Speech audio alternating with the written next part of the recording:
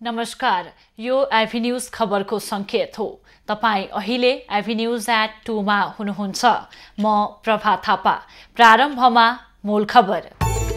कांग्रेस सभापति देउवाको सचिवालयका कर्मचारीमा कोरोना संक्रमण, सत्तारूढ र प्रमुख प्रतिपक्षी बीचको छलफल स्थगित।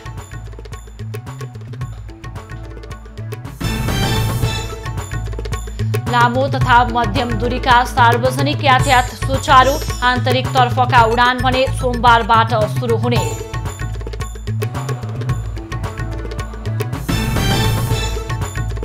विश्वभर कोरोना भाइरस संक्रमितको संख्या 3 करोड पुग्यो। भारतमा एकै दिन 97,000 भन्दा बढीमा संक्रमण पुष्टि।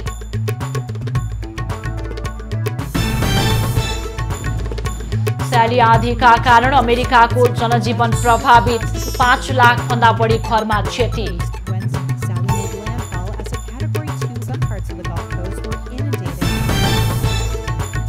र मैत्रीपूर्ण फुटबल खेलका लागि नेपाललाई 3 देशको प्रस्ताव, एन्फा सरकारको स्वीकृतिको प्रतीक्षामा।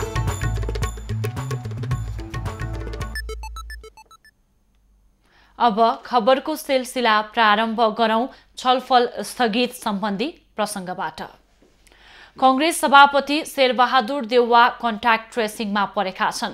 देउवाको निजी सचिवालयमा कार्यरत एकजना कोरोना पोजिटिभ देखिएसँगै देउवा घरमै अलग्गै बसेका हुन्। सचिवालयमा कार्यरत अन्य 4 जनाको रिपोर्ट भने नेगेटिभ आएको छ। सभापति देउवाको भोलि स्वाब परीक्षण गर्ने सहयोगी भानु देउवाले जानकारी दिए। देउवा घरमा अलग्गै बसेसँगै आजका लागि तय भएको सत्तारूढ र प्रमुख प्रतिपक्षी बीचको छलफल पनि स्थगित भएको छ। देउवाको कोरोना परीक्षणको रिपोर्ट आएपछि मात्र बैठक बस्ने बताइएको छ। सत्ता पक्ष र प्रमुख प्रतिपक्षका शीर्ष नेताबीच संवैधानिक आयोगको रिक्त पदमा नियुक्ति लगायत समसामयिक विषयमा आज छलफल हुने पूर्व निर्धारित कार्यक्रम थियो। नेपाली कांग्रेसका महामन्त्री डाक्टर शशाङ्क कोइरालाले आफ्नो स्वास्थ्यबारे चिन्ता नलिन आग्रह गरेका छन्। कोरोना भाइरस संक्रमण पुष्टि भएपछि ओम अस्पतालको आइसियुमा उपचाररत डाक्टर कोइरालाले भिडियो सन्देश मार्फत आफू केही दिनमै डिस्चार्ज हुने बताएका हुन्। आफ्नो स्वास्थ्य अवस्था सुधार उन्मुख रहेको पनि डाक्टर कोइरालाले बताए। कोभिड-19 बाट प्रभावित भएको व्यक्ति आज म यो ओम नर्सिङ होममा आइसोलेसनमा छु। तपाईहरुले चिन्ता गर्नु पर्दैन। म 2-3 दिन अझै यहाँ बसेर म डिस्चार्ज हुन्छु। कोरोना भाइरस संक्रमणपछि होम आइसोलेसनमा बसेको बेला स्वास्थ्यमा समस्या आएपछि उनी मंगलबार अस्पताल भर्ना भएका थिए। कोइरालाको उपचारमा ओम अस्पतालका डाक्टर विश्वनाथ कोइराला नेतृत्वको चिकित्सक टोली संलग्न छ। कोइरालामा अघिल्लो साता संक्रमण पुष्टि भएको थियो। नवलपरासीका 13 सहित गण्डकी प्रदेशमा थप 28 जनामा कोरोना संक्रमण पुष्टि भएको छ।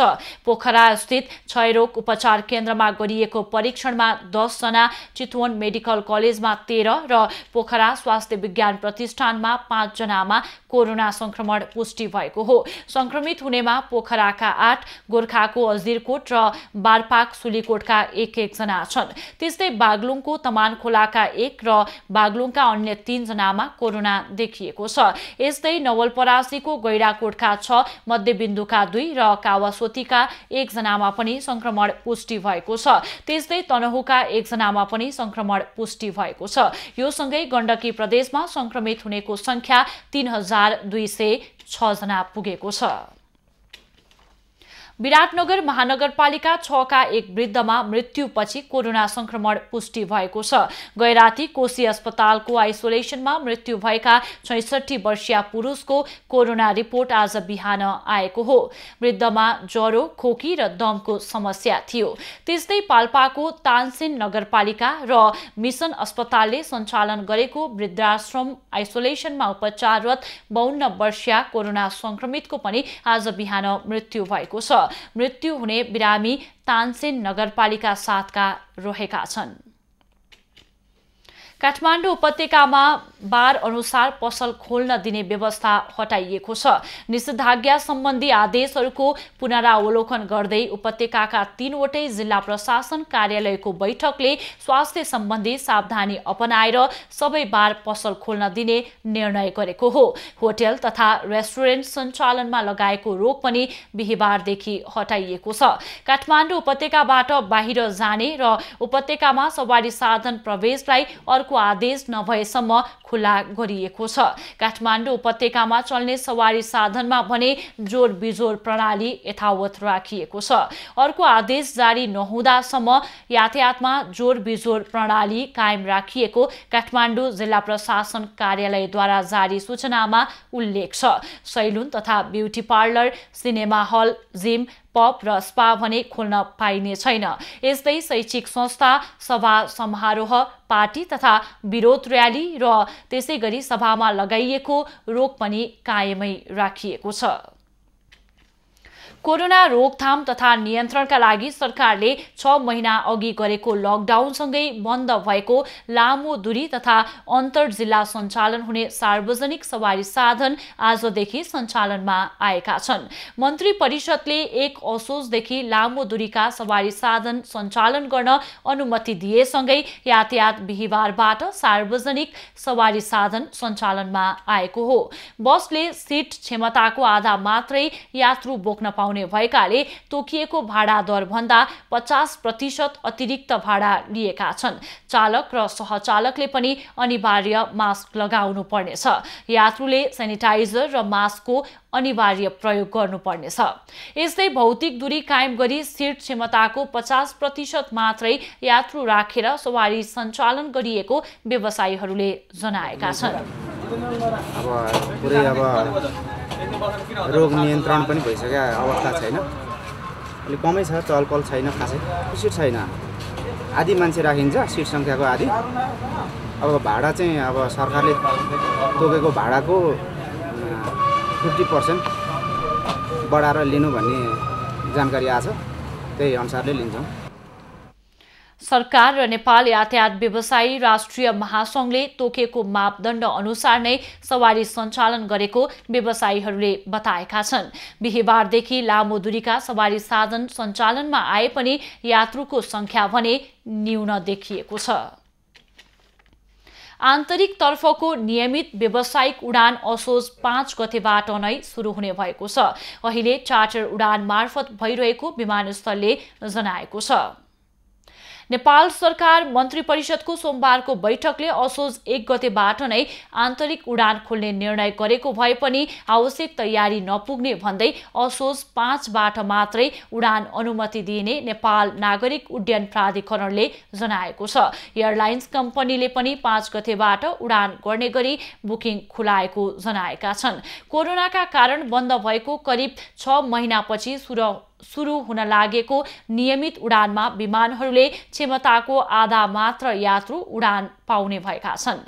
कोरोना संक्रमण बढ्ने जोखिमलाई ध्यानमा राख्दै क्षमताको आधा मात्र यात्रु उडान पाउने गरी विमानहरूले सेवा दिने बताइएको छ। कोरोनाका कारण बन्द भएको करिब 6 महिनापछि सुरु हुन लागेको नियमित उडानमा विमानले क्षमताको आधा मात्र यात्रु राख्न पाउने सरकारले निर्देशन दिएको छ। अन्तर्राष्ट्रिय उडान भने नियमित सञ्चालन भइरहेको छ।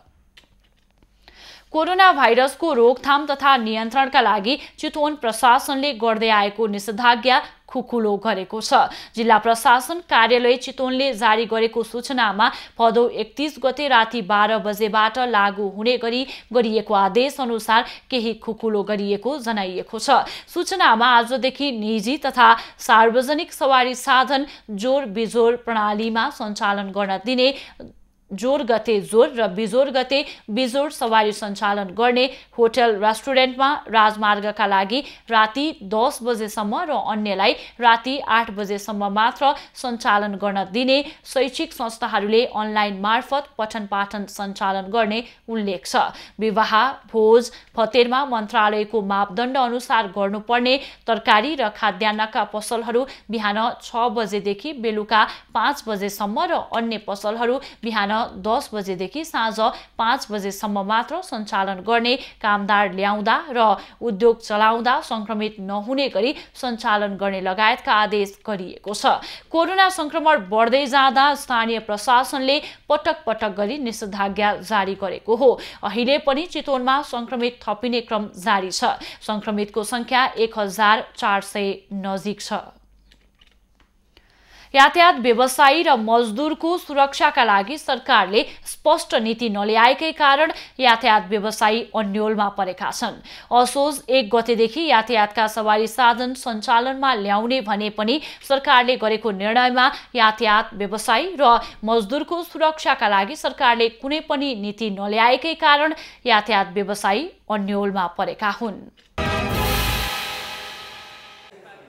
सरकारले असोज 1 गतेदेखि यातायात सञ्चालन गर्ने निर्णय गरेसँगै लकडाउनको अवधिभर यातायात व्यवसायी र मजदुर सुरक्षाका लागि सरकारका तर्फबाट कुनै नीति निर्देशन नआएकाले अन्योलमा परेको बागेश्वरी यातायात व्यवसायी प्रणालीका अध्यक्ष मनप्रसाद आचार्य बताउँछन्। उनले अब यातायात सवारी साधन सञ्चालन गर्दा यातायात मजदुर, यातायात व्यवसायी र सार्वजनिक यातायातमा प्रयोग हुने नागरिकहरूको सुरक्षा कसरी गर्ने भन्ने कुरा सरकारले कार्यविधि नल्याएको गुनासो गरे। लकडाउन भएको 6 महिनासम्म नेपालका सबैभन्दा तल्लो वर्गका मानिसहरूले लगानी गरेको क्षेत्रलाई न्यूनतम ब्याजमा सहुलियत, पुनर्कर्जा र व्यवसायीदेखि मजदुरका लागि कुनै पनि राहतको व्यवस्था सरकारले गर्न नसकेको अध्यक्ष आचार्यले गुनासो व्यक्त गरे।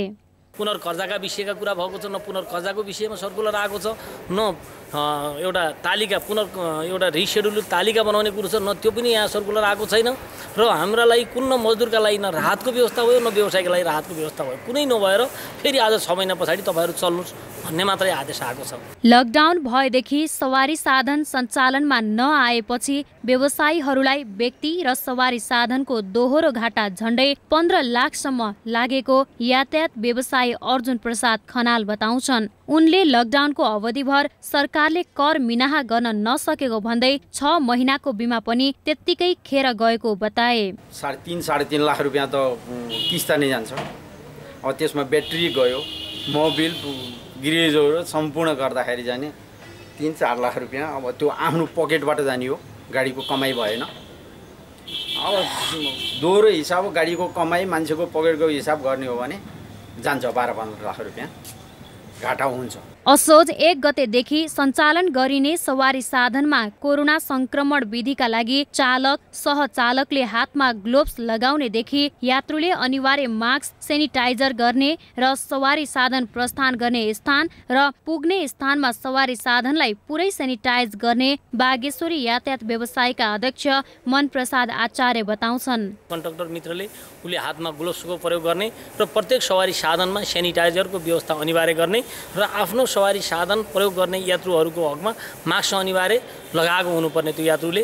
र हामी सकिन्जेलसम्म गनको पनि ज्वरो मापन गर्ने, हामीले मिसिनको पनि सकभर यातायात व्यवसायीले नै आफ्नो सवारी साधनमा राख्न सक्ने सम्मको व्यवस्था हामीले गरेका छौँ। झण्डै 6 महिना लामो समयसम्म चलेको लकडाउनका कारण यातायात व्यवसायी र यातायात व्यवसायसँग सम्बन्धित मजदुरहरूको सुरक्षाका लागि सरकारले स्पष्ट नीति ल्याउन जरुरी छ। अर्थतन्त्रमा राज्यको केही हिस्सा ओगटेको यातायात व्यवसायीलाई राज्यले सम्बोधन गर्नै पर्छ। खम्बा पुन बाँके।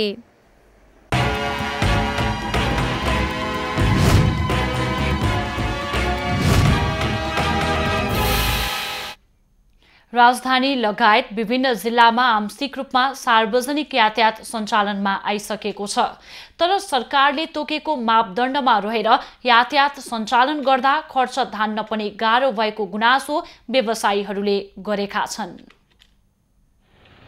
सरकारले सार्वजनिक साधन सञ्चालनमा लगाएको रोकलाई खुला गरिसकेको छ। तर तोकेको मापदण्डमा रहेर यातायात सञ्चालन गर्न गाह्रो भएको यातायात व्यवसायीहरूले गुनासो गरेका छन्। क्षमताको आधी यात्रु राखेर यातायात सञ्चालन गर्दा तेल खर्च पनि उठाउन नसकेको उनीहरूको गुनासो छ। लामो समयसम्म बसेर यो थम्किराखेको गाडी चलाउन पनि एकदम गाह्रो। त्यसपछि एक त पेन्सन पनि हुँदैन हैन, अनि त्यसपछि यो भाडा पनि यो त्यति मिलेको छैन र यो 15 जना बोकेर चाहिँ यो गाडीलाई तेल हाल्न पनि पुग्दैन। लामो समयसम्म यातायात सञ्चालनमा रोक लगाएपछि कतिपय बस बिग्रेका छन्। कतिपय बस सडकमा देखिए पनि भाडाले खर्च पुग्न नसकेको व्यवसायीको गुनासो छ। अधिकांश सार्वजनिक यातायात ऋण लिएर सञ्चालन भएको हुँदा बस व्यवसायीहरू थप चिन्तित भएका छन्। हाल्न नसकिने ब्याज दरी हाल्नुपर्छ भने चाहिँ ब्याज कहाँबाट लिएर हाल्ने हो र यो चाहिँ अब किस्ता पछाडि सार्ने कार्यक्रम चाहिँ हामीले सरकारले गरिदिनु पर्यो बस व्यवसायिक सबैलाई। यातायात व्यवसाय गर्ने धेरै मारमा परेको भए पनि सरकारले राहतको कुनै कार्यक्रम नल्याएको उनीहरूको आक्रोश छ। अब हामीले यात्रु के अरे हामी व्यवसाय गर्ने धेरै मार्गमै पऱ्यो हामी कमै समय छैन पेसेन्जर छैन।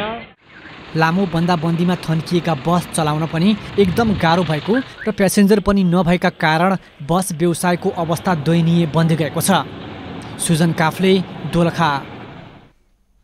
स्वास्थ्य तथा जनसङ्ख्या मन्त्री भानुभक्त ढकालले स्वास्थ्य कर्मीको सुरक्षा र प्रोत्साहन सहित सम्मानजनक काम गर्ने वातावरण बनाउन सरकार पूर्ण रूपमा प्रतिबद्ध रहेको बताएका छन्। विश्व बिरामी सुरक्षा दिवसका अवसरमा आज शुभकामना दिँदै मन्त्री ढकालले स्वास्थ्य कर्मीको सुरक्षा र सम्मानको लागि आवाज उठाउँदै आएका व्यक्ति तथा नागरिक समाजलाई धन्यवाद दिँदै थप सुरक्षित र सम्मानपूर्ण वातावरण बनाउन सबैमा आग्रह गरेका हुन्। बिरामी स्वास्थ्य कर्मी र जनताको सुरक्षाका लागि स्वास्थ्य संस्थाभित्र र समुदायमा अपनाउनु पर्ने संक्रमण रोकथाम तथा नियन्त्रणका लागि तोकिएको मापदण्ड र विधिलाई पालना गर्न र गराउन पनि स्वास्थ्य मन्त्रीले आह्वान गरेका छन्। जोगाउन अपनाउनु पर्ने विश्वव्यापी मान्यता र नेपाल सरकारले जारी गरेका जनस्वास्थ्यका मापदण्डहरूको अनिवार्य पालना गर्ने गराउने कार्यमा सहयोग पुर्याउन आम जनसमुदायलाई आह्वान गर्दै स्वास्थ्य संस्थाहरूमा हुने संक्रमण रोकथाम तथा नियन्त्रणमा आफ्नो दक्षता र सिपको उच्चतम प्रयोग गरी खटिन स्वास्थ्य कर्मीहरूलाई हार्दिक आह्वान गर्दछु। हरेक सेप्टेम्बर 17 तारिकमा मनाइने यो दिवसको यस वर्षको नारा सुरक्षित स्वास्थ्य कर्मी सुरक्षित बिरामी रहेको छ। तीनै तहका सरकार, स्वास्थ्य तथा जनसङ्ख्या मन्त्रालय मातहतका स्वास्थ्य प्रतिष्ठान, अस्पताल, निजी क्षेत्रका मेडिकल कलेज लगायतले दिवसका अवसरमा विभिन्न कार्यक्रम गर्दैछन्। दिवसका दिन आज साँझ 7 बजे माइतीघर मण्डलामा दीप प्रज्वलन गरिँदैछ भने सरकारले राति 8 बजे घर घरमा दीपावली गर्न पनि आग्रह गरेको छ। स्वास्थ्य कर्मीको सम्मान तथा कोरोनाबाट संक्रमित व्यक्तिको मनोबल बढाउन तथा कोरोनाबाट मृत्यु भएकाको सम्झनामा कार्यक्रम गर्न लागिएको हो। काठमाडौँ महानगरपालिकाले विद्युतीय प्रणाली मार्फत राजस्व निर्धारण तथा सङ्कलन गर्ने कामको सुरुवात गरेको छ। महानगरपालिकाले आज वडा नम्बर 26 लगायत 10 वटा वडाहरूबाट सेवा सुचारू गरेको हो। महानगरपालिकाको 7औं नगरसभाको निर्णय अनुसार विभिन्न 10 वटा वडाबाट सेवा सुरु गरिएको हो। सेवाग्राहीहरूले समयमा कर तिर्न नपाइएको, सेवा समयमा नपाइएको गुनासो महानगरलाई आउने भएकाले अब सबैले आफ्नो घर घरबाट कर तिर्न सक्ने व्यवस्था महानगरले गरेको हो। र यसमा चाहिँ सबै महानगरवासीहरूले यसलाई चाहिँ प्रयोग गरेर यसमा देखिएका कमजोरीहरूलाई चाहिँ तपाईहरुको फिडब्याक हामीलाई दिनुभयो भने आगामी दिनमा चाहिँ अब अस्ट्रेलियामा बस्ने, अमेरिकामा बस्ने मान्छेको काठमाडौँमा घर छ भने त्यहीबाट ट्याक्स तिर्ने हामी प्रविधिको विकास गर्छौँ। जनप्रतिनिधिहरूले पनि संघीय राजधानीमा रहेको स्थानीय तहले सुरु गरेको रचनात्मक कामले देशभरिका स्थानीय तहलाई सेवा सुरु गर्न सहज हुने विश्वास व्यक्त गरेका छन्। कागजी कामले विभिन्न समस्या हुने गरेकोमा अब त्यस्तो अवस्थाको अन्त्य हुने उनीहरूको विश्वास छ। कागजी कामले गर्दा थियो विगतमा, अब आगामी दिनहरूबाट यो राजधानी एकदमै बिजी ठाउँ, धेरै वडामा आउँदा कतिपय एक दिनै छुट्याएर एउटा कर तिर्न आउँदा अथवा एउटा चाहिँ सिफारिस दिन आउँदा एक दिनै लाग्ने समस्या पनि छ। त्यो समस्याहरू पनि अबका दिनहरूबाट चाहिँ बिस्तारै हट्दै जान्छन्। अनलाइन माध्यमबाट कर निर्धारण र सङ्कलन गर्न सकिने भएपछि दैनिक कति राजस्व सङ्कलन भयो भन्ने थाहा पाउन सकिनेछ। यसबाट कुन क्षेत्रमा के कति कर उठाउन बाँकी छ भन्ने तथ्याङ्क पनि आउने भएकाले काम गर्न सहज हुने विश्वास महानगरपालिकाले लिएको छ। पाल्पाको निस्दी गाउँपालिका 1 भोटाहा घाटबाट अनुमतिभन्दा बढी नदीजन्य पदार्थ उत्खनन भएको पाइएको छ। निर्माणाधीन कालीगण्डकी करिडोरका लागि ठूला उपकरणहरूको सहयोगमा अनुमतिभन्दा बढी उत्खनन गरेको पाइएको हो। पाल्पाको निस्दी गाउँपालिकाले वातावरणीय परीक्षण प्रतिवेदन अनुसार 3186 घनमिटर उत्खननको लागि सीताराम देवकोटालाई 7,30,000 मा खुल्ला प्रतिस्पर्धाबाट अनुमति दिएको थियो। जेठको अन्तिममा करिडोरले भौतिक पूर्वाधार मन्त्रालयबाट स्वीकृत लिएर आएपछि 10,700 मिटर उत्खननको लागि अनुमति प्रदान गरेको थियो। अहिले यही असारदेखि अहिले डोजरले लगाएर यो भित्तिबल्ल उठान गरेपछि हाम्रो यो पाल्पाको यो अन्तिम भोटा भन्ने क्षेत्र अलिकता जग्गा खेतीवाला जग्गा भन्न अलिकता दबाब खाल्टो परेको हुनाले गङ्गा यता आएको हुनाले यहाँ अलिकता अवसर परेको छ। स्थानीय तहले अनुमति प्रदान गरे पनि सम्बन्धित वडासँग कुनै समन्वय नगरेको पाइएको छ। वडा नम्बर 1 का जनप्रतिनिधिहरूले आफूले निरन्तर निगरानी गरे पनि कुनै अख्तियारी नपाएकाले मुखदर्शक बन्नु परेको बताएका छन्। निस्दी गाउँपालिकाले स्थानीय वडासँग कुनै पनि सम्पर्क चाहिँ गरेको छैन। उहाँले हामीलाई जिम्मेवारी पनि दिएको छैन, उहाँले हामीसँग कोर्डिनेसन पनि गर्नुभएको छैन। 81 उहाँहरूले पत्र लिएर आउनुभयो। पत्र लिएर आइसकेपछि मैले फेरि बुझ्ने प्रयास गरेँ। असार महिनामा पनि नदीजन्य पदार्थ उत्खननको अनुमति दिएर अनुगमन नगरेको गाउँपालिकाले सर्वत्र विरोध हुन थालेपछि भदौमा अनुगमन गरेको थियो। गाउँपालिकाले लकडाउनका कारण अनुगमन गर्न नसकेको स्वीकार गरेको छ। जुन तरिकाले अनुगमन गर्नुपर्ने थियो अनुगमन भएन। तर कोरिडोरलाई त्यसरी नगर्नुस्, यसरी सुनिन्छ त्यसरी गर्न पाउनुहुन्न त भनियो भने तापनि उहाँहरूले आफ्नो तरिकाले काम गर्दै गर्दा यस्तो खालको स्थितिमा पुग्नु गएको। नदीजन्य पदार्थ दोहन भएको गुनासो आएसँगै जिल्ला अनुगमन तथा व्यवस्थापन समितिले अनुगमन गरेको छ। जिल्ला समन्वय समितिका कार्यवाहक अध्यक्ष मीरा मरासिनीको संयोजकत्वमा गठित समितिले अनुगमन गरेको हो। स्थलगत निरीक्षण पश्चात समितिले अनुमतिभन्दा कयौं गुणा दोहन भएको देखिएको छ। जति उहाँहरूले चाहिँ अनुमति दिनुभएको हो त्यसको कयौं गुणा धेरै गुणा चाहिँ यहाँ चाहिँ उत्खनन दोहन भएको छ। 3000 घनमिटर चाहिँ सम्झौतामा दिएको 20,000 घनमिटरभन्दा माथि चाहिँ निकालिएको छ भन्ने खालको मैले समाचार पाएअनुसार मैले समितिहरूलाई जानकारी गराएर आज मेरो नेतृत्वमा यहाँ चाहिँ आएर हेर्दा त्यो चाहिँ अलि बढी नै भएको चाहिँ देखिएको छ। अधिकांश स्थानमा असार 1 गतेपछि उत्खनन तथा निकासी बन्द हुने भए पनि असार मसान्तसम्म उत्खनन हुनुले पनि प्रश्न उब्जिएको छ। स्थानीयहरूले समयमा अनुगमन नहुनुमा मिलेमतो हुन सक्ने आशंका गरेका छन्। इमान सिंह राणा, पाल्पा। आश्विन संक्रान्तिका दिन बिहिबार विश्वकर्माको पूजाआजा गरी विश्वकर्मा दिवस मनाइएको छ।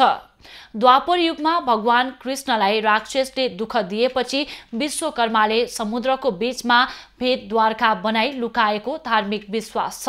एकै रातमा समुद्रको बीचमा भेदद्वारकाको निर्माण गरेकाले विश्वकर्मालाई सफल वास्तुविदका रूपमा मानी त्यसै समयदेखि पूजाआजा गर्ने परम्परा बसेको हो। प्राचीन भारतवर्षका 4 दिशाका रक्षक देवता मध्ये द्वारकालाई पश्चिम दिशाको रक्षकका रूपमा मानिन्छ। विश्वकर्मालाई वास्तुविद्याका विशिष्ट ज्ञाताका रूपमा समेत लिइन्छ। यही सम्झनामा नेपालका कालीगढले विश्वकर्मा बाबाको पूजा गरी उनको विद्वत्ताको सम्मान गर्ने र यसो गरेमा आफू पनि विश्वकर्माको गुण प्राप्त हुने विश्वासका साथ पूजा गर्दछन्। यो दिनलाई वास्तुविदले वास्तु दिवसका रूपमा समेत मनाउने गर्छन्। कोरोना भाइरस संक्रमणका कारण बुटवल अटो भिलेजमा सुरक्षा सतर्कता अपनाएर विश्वकर्मा बाबा पूजा उत्सवको रूपमा मनाइएको छ। बुटवल मैना बगरमा रहेको अटो व्यवसायीहरूले सामूहिक रूपमा स्थापना गरेको विश्वकर्मा बाबाको मन्दिरमा भेला भएर विश्वकर्माको पूजा गरेका हुन्। विगतमा 800 भन्दा बढी अटो व्यवसायीले धुमधामले पूजा गर्ने गरेको भए पनि यो पटक भने सामान्य रूपमा पूजा गरिएको हो। आजको दिनमा यहाँ पूजाआजा गर्न दर्शकहरू आइराख्नु भएको छ यो हामीले विगतमा त अझै धेरै ताकझाकको साथमा गरिएको थियो, तर यो कोभिडले गर्दाखेरि यो वर्ष चाहिँ नै अलिकति सामाजिक दूरी कायम गरेर गर्ने सिस्टममा लिएर आएका छौँ। हाम्रो सिपको सम्मान गर्नुपर्छ, हाम्रो मेसिनको सम्मान गर्नुपर्छ भन्ने हिसाबले सबै व्यवसायहरूले वर्षको एक दिन यसलाई चाहिँ चाडको रूपमा नै लिएर यसलाई चाहिँ पूजा गर्ने गरेको कुरा छ। अटो व्यवसायीले आफ्ना सवारी साधनलाई पनि घर र ग्यारेजमा पूजा गरेका छन्। बुटोल अटो भिलेजमा रहेको विश्वकर्मा मन्दिरमा सवारी साधन पूजा गर्न र दर्शन गर्न सामान्य अवस्थामा अन्यत्रबाट समेत मानिसहरू जाने गर्दछन्। हरेक वर्ष असोज संक्रान्तिका दिन मनाइने बुढी पोल्ने पर्व सुदूरपश्चिम प्रदेशमा धुमधामसँग मनाइँदैछ। द्वापर युगमा भगवान श्रीकृष्णले पुतना राक्षसनीलाई मारेको खुसियालीमा यो पर्व मनाउने गरिएको विश्वास गरिन्छ।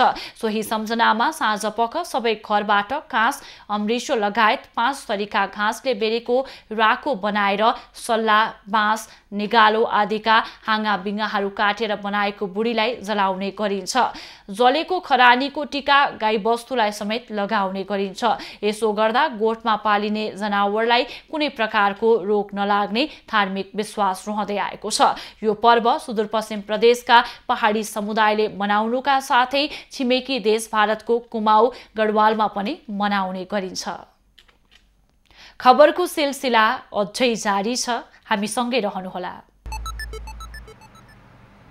अब बाँकी खबर। सिंहदरबारबाट बाध्यात्मक बहिर्गमन भोगेका पूर्व अर्थमन्त्री युवराज खतिवडा पुनः मन्त्री जत्तिकै बलियो भएर बालुवाटार प्रवेश गरेका छन्। कानुनी रूपमा अर्थमन्त्री बन्न नपाए पनि व्यवहारत अर्थमन्त्रीको भूमिकामा प्रधानमन्त्री ओलीले खतिवडालाई मन्त्री सरहको सुविधा पाउने गरी विशेष आर्थिक सल्लाहकार बनाएर उभ्याएका छन्। 2/3 नजिकको सरकारका प्रधानमन्त्री केपी ओलीले सांसद सदस्य नै नरहेका डाक्टर युवराज खतिवडालाई 6 महिनासम्म अर्थमन्त्री बनाए। अहिले फेरि मन्त्री सो सरहको सुविधा पाउने गरी विशेष आर्थिक सल्लाहकार बनाएका छन्। कानुनी रूपमा अर्थमन्त्री बन्न नपाए पनि व्यवहारत अर्थमन्त्रीको भूमिकामा ओलीले खतिवडालाई उभ्याएका छन्। डाक्टर खतिवडाले सांसद नभएको अवस्थामा संविधानत अर्थमन्त्री बन्न पाएनन्। त्यसैले प्रधानमन्त्री ओलीले उनलाई व्यवहारत अर्थमन्त्री बनाएका हुन्। अर्थ मन्त्रालय प्रधानमन्त्री ओली आफैले राख्ने आशंका गरिँदै आएको छ। डाक्टर खतिवडाप्रति प्रधानमन्त्रीको अगाध स्नेह छ।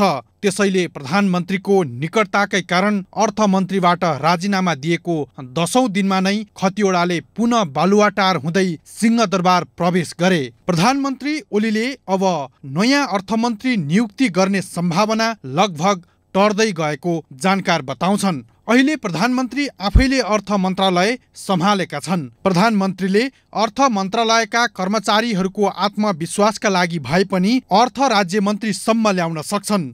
अर्थ मन्त्रालयमा नयाँ मन्त्री ल्याएमा खतिवडाको भूमिका स्वत कमजोर हुने भएकाले ओलीले त्यस्तो कदम नचाल्न सक्छन्। यदि अर्थमन्त्री आइहाले पनि अब प्रधानमन्त्री र खतिवडाको छायामा पर्ने भएकाले उसले आफ्नै नीति बनाएर काम गर्न सक्ने अवस्था रहँदैन।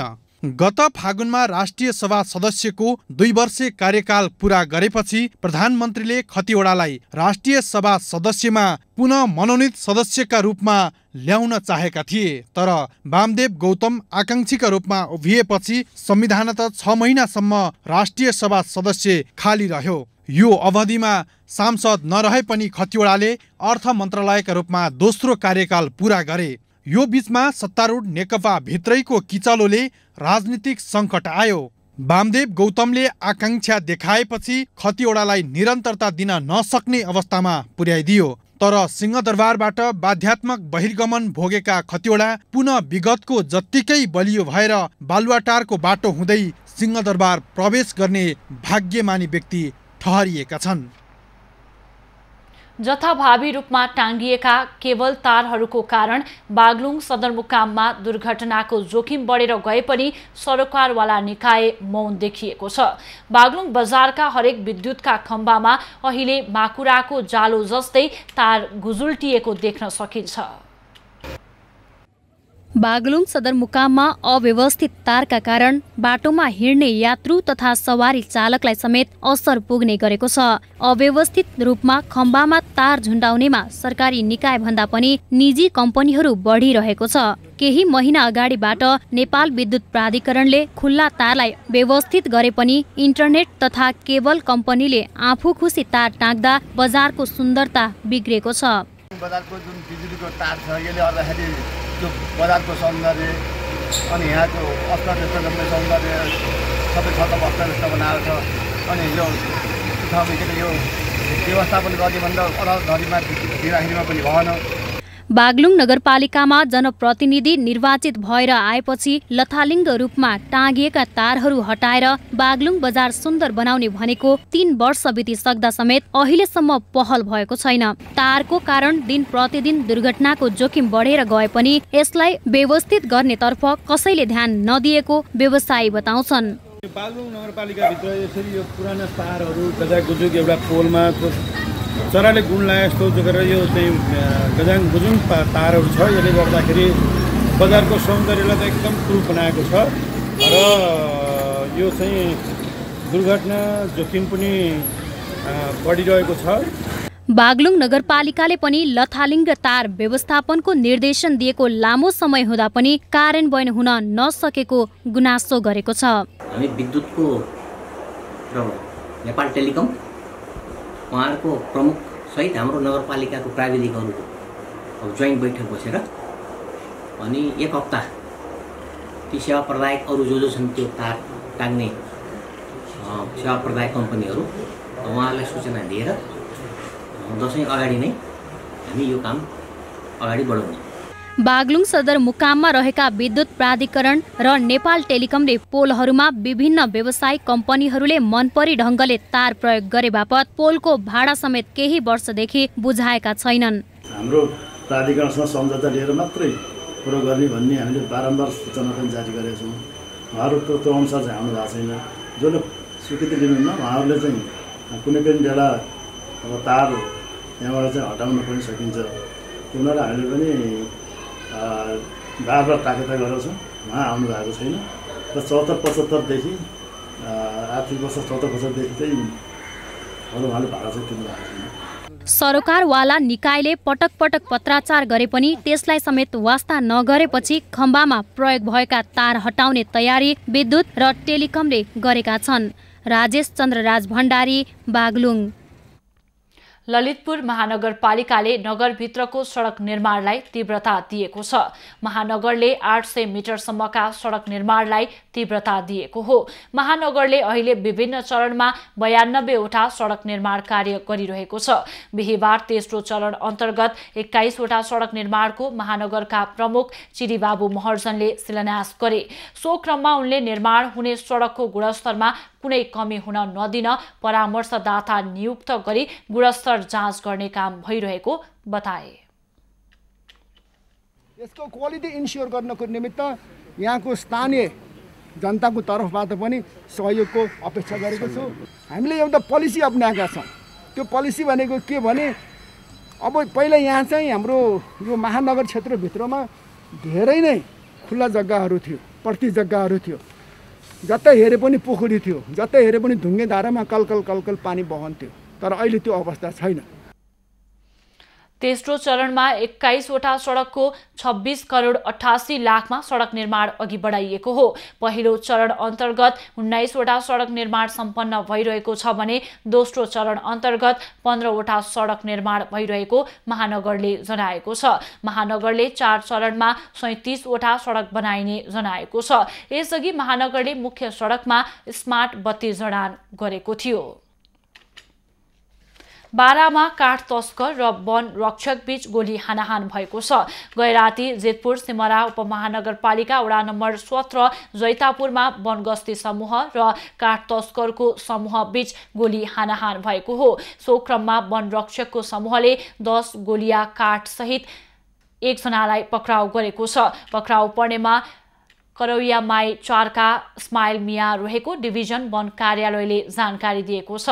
वन गस्ती समूहलाई लक्षित गरेर तस्कर समूहले 2 राउन्ड गोली चलाएपछि वन गस्ती टोलीले पनि 1 राउन्ड गोली चलाएको वन कार्यालयले जनाएको छ। लकडाउनको मौका छोपी बारामा वन र वन्यजन्तु तस्करी गर्नेहरूको सक्रियता बढेको छ। लकडाउनको समयमा तस्करी गर्ने 40 जनालाई डिभिजन वन कार्यालयले पक्राउ गरिसकेको छ। सो समयमा तस्करीका 23 वटा मुद्दा कार्यालयले दायर गरेको छ। लकडाउन अवधिमा मात्रै 30 लाख बराबरको काठ बरामद भएको छ। वन कार्यालयको टोलीले हालसम्म 1059 क्युफिट काठ बरामद गरेको छ। बारामा 47,182 हेक्टर वन क्षेत्र रहेको छ। 35औं विश्व ओजोन तह बचाउ दिवस मनाइँदैछ। ओजोन तहले सूर्यबाट आउने मध्ये हानिकारक पुरावैजनिक किरणहरूलाई पृथ्वीसम्म आइपुग्नबाट रोक्ने गर्छ। पृथ्वीको वायुमण्डलको 30,000 फिट माथि स्थायी रूपमा तह बनेर बसेको ओजोन तह बचाउमा सहयोग पुर्याउने उद्देश्यले कञ्चनपुरमा पनि विभिन्न कार्यक्रम गरिएको छ। कञ्चनपुरको बेलौरी नगरपालिका वडा नम्बर 7 DCA र ENNESWA र लिभर्डको सहयोगमा वृक्षारोपण कार्यक्रम गरिएको छ। त्यस्तै कञ्चनपुरको लालझाडी गाउँपालिकाको आयोजना तथा DCA र ENNESWA र लिभर्डको सहयोगमा सुपर नेपियर घाँस रोग तथा जनचेतनामूलक कार्यक्रम गरिएको छ। कार्यक्रममा वातावरणीय सरसफाई तथा हरियाली अभियानमा जोड दिएको छ। बागलुङ नगरपालिका 3 गुठी निवासी स्वर्गीय खिमबहादुर खड्काले परिवारले वार्षिक पुण्यतिथिको अवसर पारेर मजदुरलाई खाद्यान्न तथा परोपकारी संस्थालाई आर्थिक सहायता उपलब्ध गराएको छ। खड्का परिवारले बागलुङका पूर्व सांसद स्वर्गीय गोविन्द अधिकारीको स्मृतिमा स्थापना गरिएको प्रतिष्ठानलाई 2,20,000 रुपैयाँ सहयोग गरेको हो। त्यस्तै लकडाउनका कारण रोजगारी गुमाएका 15 जना मजदुरलाई खाद्यान्न पनि उपलब्ध गराइएको छ। निर्माणाधीन पोखरा क्षेत्रीय अन्तर्राष्ट्रिय विमानस्थलको कार्य प्रगति 63% सम्पन्न भएको छ। सन् 2021 जुलाईमा निर्माण सम्पन्न गर्ने लक्ष्यका साथ काम सुरु भए पनि कोभिडका कारण केही समस्या हुने देखिएको छ। विमानस्थलको रनवे, एप्रोन, ट्याक्सीवे, पाइपलाइन, ट्रान्सफर्मरहरू, केबल र लाइटिङ लगायतका कामहरू सम्पन्न भएका छन्। माटो कटान र फिलिङ गर्ने काम 98% सकिएको छ। गाडी गुड्ने रोड, एक्सेस रोड र टर्मिनल बिल्डिङको काम पनि अन्तिम चरणमा पुगेको छ। कार पार्किङको काम पनि सकिएको र बिल्डिङको हकमा 14 वटा बिल्डिङको स्ट्रक्चर सकेर फिनिसिङको काम भइसकेको छ। अहिलेसम्म हाम्रो चाहिँ तपाईँको रनवे, एप्रोन, जुन डोमेस्टिक इन्टरनेसनल एप्रोन, ट्याक्सीवे हाम्रो निर्माण सम्पन्न भइसकेको छ। त्यस्तै हाम्रो चाहिँ अब कन्क्रिट पाइपहरू, पाइपलाइनहरू, त्यसपछि हाम्रो ट्रान्सफर्मरहरू हैन यिनीहरू पनि रनवेको जुन एयरफिल्ड लाइटिङका कामहरू पनि अब जुन लाइट मात्र फिक्स गर्नु पाएको छ, जुन केबलिङ कामहरू सकिसकेको छ। निर्धारित समयभन्दा 6 महिना अघि नै काम सम्पन्न गर्ने लक्ष्य भए पनि कोरोना महामारी र लकडाउनका कारण चिनिया कामदार उतै रोकिएकाले धेरै समय काम हुन सकेन। लकडाउनले 200 चिनिया कामदार रोकिएकाले केही निर्माण कार्य अलि पर धकिलिएको बताइएको छ। विमानस्थलमा अहिले 244 चिनिया र 118 नेपाली कामदार रहेका छन्। खबरको सिलसिला अझै जारी छ, हामीसँगै रहनुहोला। मैत्रीपूर्ण फुटबल खेलका लागि नेपाललाई 3 वटा प्रस्ताव आएको छ।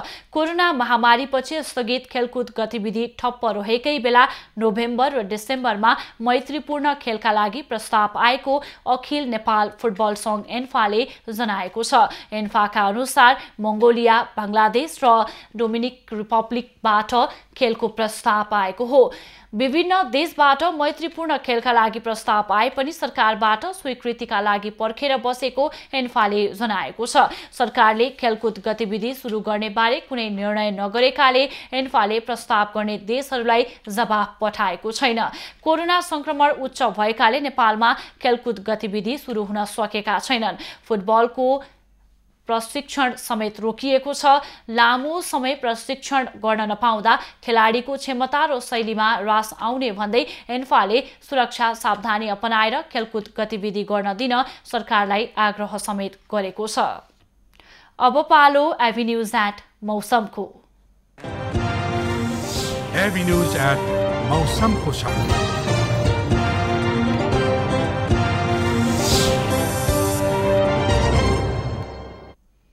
अहिले देशभर सामान्य बदली रही हरेक प्रदेशका केही स्थानमा मेघ गर्जन र चट्याङसहित हल्कादेखि मध्यम वर्षा भइरहेको छ। अपराह्न प्रदेश 1, बागमती प्रदेश, गण्डकी प्रदेश, प्रदेश 5 तथा सुदूरपश्चिम प्रदेशका 1-2 स्थानमा भारी वर्षाको सम्भावना रहेको जल तथा मौसम पूर्वानुमान महाशाखाले जनाएको छ। आज काठमाडौँ उपत्यकाको अधिकतम तापक्रम 27 डिग्री सेल्सियस र न्यूनतम तापक्रम 20 डिग्री सेल्सियस बीच रहने अनुमान गरिएको छ। आज सूर्योदय बिहान 5:50 भयो भने सूर्यास्त साँझ 6:07 हुनेछ। आज देशभरको मौसम कस्तो रहला त? हेरौं देशका विभिन्न स्थानको अनुमानित मौसमी अवस्था।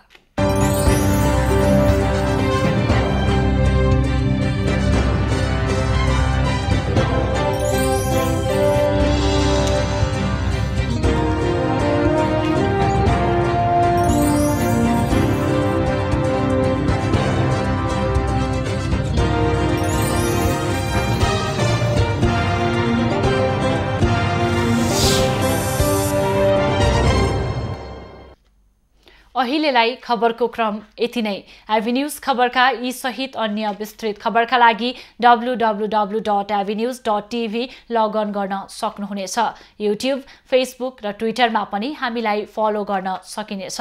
खबरभित्रको खबरका लागि हेर्दै रहनुहोला एभिन्यूज खबर। नमस्कार।